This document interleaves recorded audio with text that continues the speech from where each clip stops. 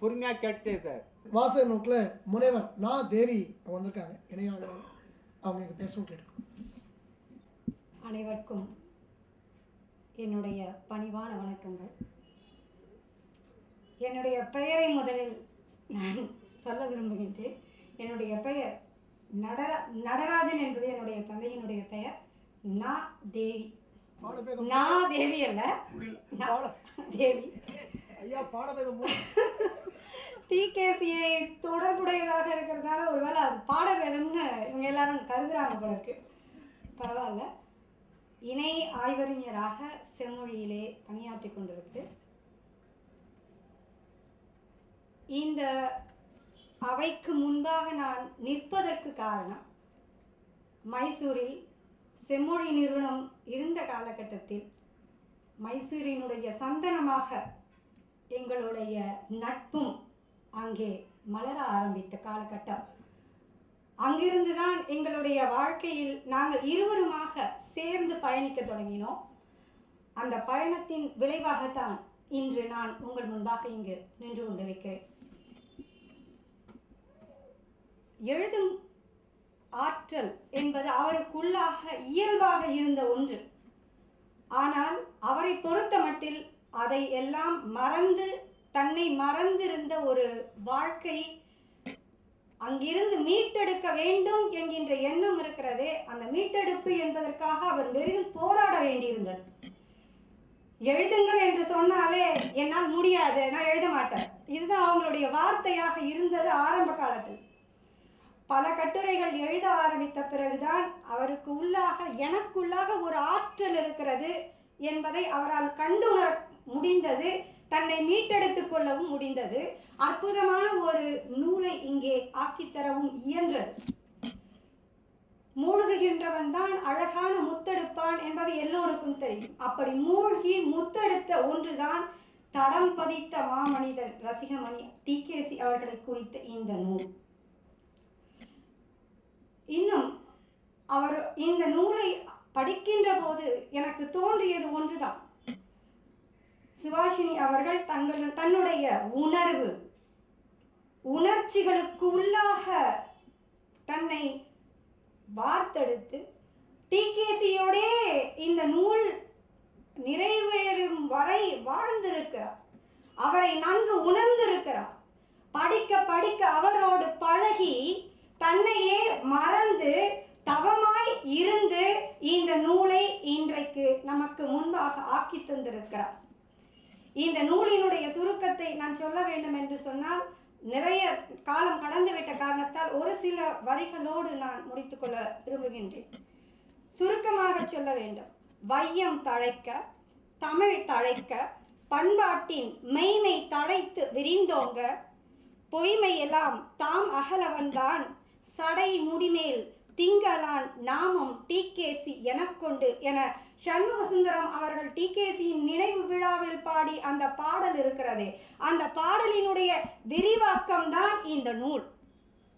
அதை மட்டுமே நான் சொன்னாலே போதும். இந்த நூலினுடைய பெருமை விளங்கும். ஒவ்வொரு வகையிலும் தமிழினுடைய பண்பாட்டை எப்படியெல்லாம் அவர் காத்து வந்தார், தமிழ் இலக்கியத்தினுடைய வழியிலே தன்னுடைய தடத்தை எப்படியெல்லாம் அவர் முத்திரை பதித்திருக்கிறார் என்றெல்லாம் இவர் மிக அழகாக தெளிந்த நடையில், எளிய நடையில், எல்லோருக்கும் புரியும் வகையிலே எடுத்து சொல்லியிருக்கின்ற விதம் நம்மை கைப்பிடித்து ஒவ்வொரு இடமாக அழைத்து சென்று, நண்பர்களே வாருங்கள் என்று தன்னோடு டிகேசியோடு இவர் பயணிக்க, இவரோடு நாம் எல்லோரும் பயணிக்கக்கூடிய வகையிலே தன்னுடைய நடையினை கொண்டு செலுத்தி இருக்கின்ற பாங்கு உண்ணத்தக்கது, மகிழத்தக்கது. மீண்டும் மீண்டும் படிக்க வேண்டும் என்ற ஆர்வத்தை வாசகனுக்கு உள்ளாக தோற்றுவிக்கக்கூடிய ஒன்றாக இது திகழ்கின்றது. இந்த நூலுக்கு உள்ளாக இருக்கக்கூடிய செய்திகள் இதுதான். மனிதனாய், மாமனிதனாய் டிகேசி கண்ட கவி உருவங்கள் யார் யார் என்பதோடு டிகேசியினுடைய பன்முகங்களையும் பறைசாற்றி, டிகேசியும் சான்றோர்களும் எவ்வாறெல்லாம் ஒருவரோடு ஒருவர் தொடர்பு கொண்டிருந்தார்கள் என்பதை குறித்தும், ஆனந்த அலைகளில் டிகேசியோடு எப்படியெல்லாம் தானும் ஓர் அலைமோதலில் உள்ளாகி இருந்த நிலைகளை அவர்கள் எவ்வாறெல்லாம் பதிவு செய்திருந்தார்களோ அதையெல்லாம் தொகுத்தும் அவருடைய நினைவு தடத்திலே நீந்தி அதனுடைய வெளிப்பாடாக கொண்ட கருத்துக்களின் தொகுப்பாகவும் செறிவாகவும் இந்த நூலுக்குள்ளாக 7 பகுதிகள் இந்த ஆசிரியரால் இங்கே தரப்பட்டிருக்கிறது. அது மட்டுமல்ல, டிகேசியினுடைய கடிதங்கள், டிகேசியினுடைய மொழிபெயர்ப்புகளில் இருந்து ஒரு சில சான்றுகள், ரசிகமணியினுடைய ரசனையில் இருந்து அவருடைய ரசித்த அவர் இலக்கியத்தின் வாயிலாக இந்த சமூகத்திற்கு மக்களோடு மக்களாக சென்று அந்த இலக்கியம் கலப்பதற்கு உரிய தான் அனுபவித்த அந்த பாடல்களினுடைய கருத்துக்களில் இருந்து ஒரு சிலவற்றை தொகுத்தும் இங்கே கருத்துக்களை எல்லாம் பதிவு செய்திருக்கிறார். முடிவின் நிழலில் என்று அந்த கடைசி இயலில் மிக தெளிவாக அந்த அவருடைய இறப்பை, அவருடைய கடைசியாக மரணத்தை தழுவி கொள்ளக்கூடிய அந்த காலகட்டத்தை கூட இலக்கிய நயத்தோடு அங்கே கண்ணீர் மல்க அவர் கொண்டு செல்லுகின்ற விதம் நம்மை கரைத்து விடுகிறது. கடைசியாக அவர் கொடுக்கிற இந்த பகுதிகளில் பின்னிணைப்பாக சில செய்திகளை அவர் சொல்லி செல்கிறார். டிகேசி அவர்கள் எழுதிய நூல்கள், அவர் பதிப்பித்த நூல்கள், அவர் எழுதிய கடிதங்கள், முகவுரை, பாராட்டுரை, தலைமையுரை என அவர் எழுதிய எழுத்துக்கள், டிகேசியை பற்றி பிறர் யாரெல்லாம் எழுதியிருக்கிறார்களோ அந்த நூல்களை குறித்த பட்டியல், அவரை குறித்து வெளிவந்திருக்கின்ற ஆய்வேடுகள், அது மட்டுமல்ல பின்னிணைப்பாக அவருடைய வாழ்க்கை குறிப்பு. படித்தவுடனேயே டிகேசி என்றால் யார் என்ன என்பதை பின் வரக்கூடிய தலைமுறையினர் உணர்ந்து கொள்ளக்கூடிய வகையிலே சொல்லுகின்ற அந்த சுருக்க தன்விவர குறிப்பு. அதுக்கு பிறகாக அவருடைய புகைப்படங்களை எல்லாம் தொகுத்து தந்திருக்கிற பான்மை. இதுதான் இந்த நூலினுடைய கட்டமைப்பு. இந்த நூலாசிரியர் தன்னுடைய நூலை வார்த்தெடுக்கிற பொழுது அழகான சொற்கட்டுகள், அவருக்கே உரிய கவித்துவமான ஒரு நடை, தொடங்கும் போதே மிக தெளிவான ஒரு உத்தி, தானும் டிகேசியும் உரையாடி கொள்வது போலவும், தன்னை டிகேசி கைப்பிடித்து அழைத்து சென்று இலக்கிய உலகத்தில் தன்னோடு பயணிப்பதாகவும் மிக அழகாக இந்த நூலை அவர் படைத்திருக்கிறார். நண்பர்களே வாருங்கள் என்று சொல்லி நம்மையும் அவரோடு அழைத்து சென்று ஒவ்வொரு செய்தியையும் நமக்கு உணர்த்துகின்றார். இப்படிதான் இந்த நூலினுடைய அமைப்பு இருக்கிறது. பெரியவர்கள் எல்லாம் பேசும்போது கம்பனுடைய பாடல்களையும் முத்தொள்ளாயிரத்தில் இருந்த பாடல்களையும் நந்தி கலமகங்களை எல்லாம் சுட்டி சென்று விட்டார்கள். அதனால் நான் அதற்குள்ளாக எல்லாம் செல்ல விரும்பவில்லை. அதனால் நேரடியாக இந்த சில செய்திகளை மட்டும் சொல்ல விரும்புகின்றேன். நூல்களை மதிப்பிடும் போது நூல் என்றால் என்ன, இலக்கியம் என்பது எப்படி இருக்க வேண்டும், அந்த கலையை எப்படி ரசிக்க வேண்டும் என்பதை குறித்து டிகேசி அவர்கள் சொல்லுகின்ற அந்த செய்தியினை இவர் பதிவு செய்திருக்கிறார். நூல்களை மதிப்பிடும் போது பழமை என்று சொல்லிக் கொண்டிருக்க கூடாது. உருவம் என்று சொல்ல இடமில்லாதவைகளை தள்ளிவிட வேண்டும். பழைய நூல்கள் என்றாலும் கவிப்பண்பும் இதயப்பண்பும் இருந்தால்தான் ஒப்புக்கொள்ள வேண்டும் என்கிறார்.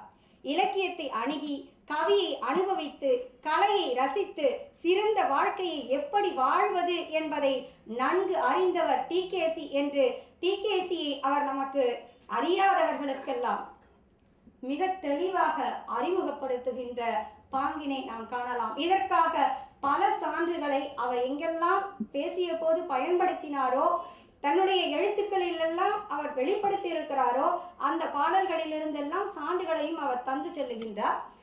இப்படி பல விஷயங்களை நாம் சொல்லிக்கொண்டே செல்லலாம். ராஜாஜி மிகப்பெரிய ஒரு விவாதத்துக்கு உள்ளான போது கம்பராமாயணத்தை குறித்த ஒரு பேச்சு வருகின்ற பொழுது, பாட வேதங்கள் இருக்கின்றன, செருகு கவியாக பல இருக்கின்றன என்றெல்லாம் தட்டி பார்த்து அவர் எடுத்து தள்ளி இவைதான் கம்பனுடையவை என்று சுட்டிக்காட்டி செல்லுகின்ற போது விவாதத்திற்கு உள்ளானார். அப்படி விமர்சனத்துக்கு ஆளான அந்த நிலையில் ராஜாஜி அவர்களை பற்றி மிக தெளிவாக குறிப்பிடுகின்றார்.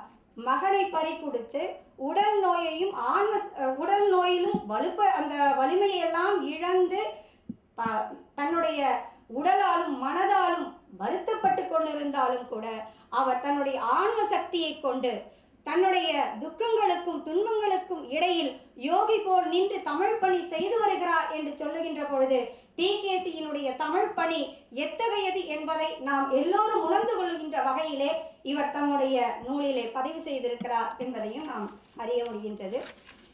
சுவையை அறி நிபுணராக இருந்து பல்வேறு பாடல்களை எல்லாம் அவர் சுட்டிக்காட்டி, முத்தொள்ளாயிரத்தில் இருந்தாலும் சரி, அது நந்தி கலம்பகமாக இருந்தாலும் சரி, கம்பனுடைய பாடலாக இருந்தாலும் சரி, அந்த பாடல்களை எல்லாம் நமக்கு இனங்காட்டுகின்ற பொழுது மிகச்சிறந்த வகையிலே நமக்கு இனங்காட்டி இருக்கிறார்.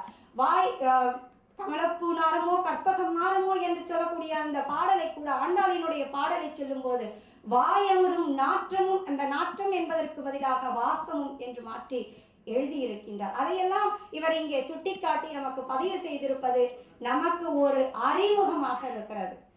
அந்த வகையிலே மிக தெளிவான ஒரு நூலை நமக்கு படைத்து தந்திருக்கிறார் சுபாஷினி அவர்கள். நேரம் செல்லக்கூடிய நிலையிலே நான் கடைசியாக ஒன்றை மட்டும் சுட்டிக்காட்ட விரும்புகின்றேன். டிகேசி என்ற உயர்ந்த மனிதர், உன்னத தமிழ் தந்தை, உத்தம மனிதர் மறைந்து விட்டாலும் டிகேசி என்ற உயர்ந்த லட்சியம், உன்னத தத்துவம், உத்தம தமிழ் தொண்டு மறையவில்லை, மறையவிடக்கூடாது. நெஞ்சிருக்கும் வரை நினைவிருக்கும், அந்த நினைவினில் டிகேசி உருவம் இருக்கும் என்று சண்முக சுந்தரம் அவர்கள் குறித்த அந்த பகுதியை நாம் உற்று நோக்கினால் அந்த நினைவினில் டிகேசி உருவிருக்கும் என்று அவர் எழுதியிருக்கிறார். இதை இந்த நூலை படிக்கின்ற போது சற்று மாற்றி பார்க்கலாம். டிகேசி நினைவில் மட்டுமல்ல, வடிவமாக இருப்பதற்கு இந்த நூல் நம்முடைய கண் முன்பாக டிகேசி அவர்கள் வாழ்ந்து கொண்டிருக்கிறார் என்பதற்கு இந்த நூல் ஒரு சான்று என்று சொல்லி, படிக்க தயங்கி பல நாட்கள் நான் வாசிப்பு என்பதையே விட்டு விலகி இருந்த காலகட்டத்தில் எப்படியாவது என்னை வாசிக்க வைத்துவிட வேண்டும் என்கின்ற அந்த ஆவலில் இந்த நூலை எனக்கு தந்து அறிமுக உரையாக என்னை இங்கே மேடையேற்றி அழகு பார்த்த என்னுடைய தோழி அவர்களுக்கு, இந்த நூலை படைத்த சுபாஷினி அவர்களுக்கு என்னுடைய வாழ்த்துக்களையும் வணக்கங்களையும் உரித்தாக்கி நன்றியோடு அமைகின்றேன். வணக்கம். நன்றி. ஞானி அவர் சொன்ன மாதிரி